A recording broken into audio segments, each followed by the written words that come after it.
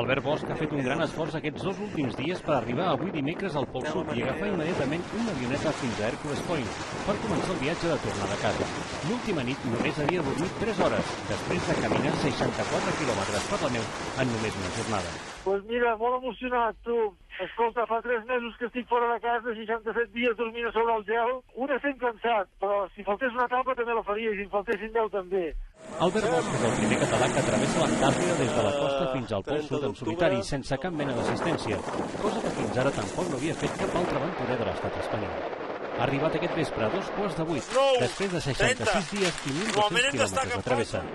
Va començar l'aventura el 31 d'octubre en companyia de Carles Gel. El primer dia només van poder recórrer 9 quilòmetres per culpa d'una meteorologia adversa. I un parell de dies més tard, Gel havia d'abandonar per culpa d'una inoportuna lesió al peu. D'aquesta manera s'acomiadava del seu company. Cuida't molt, Albert, cuida't moltíssim. I no facis cap imprudència.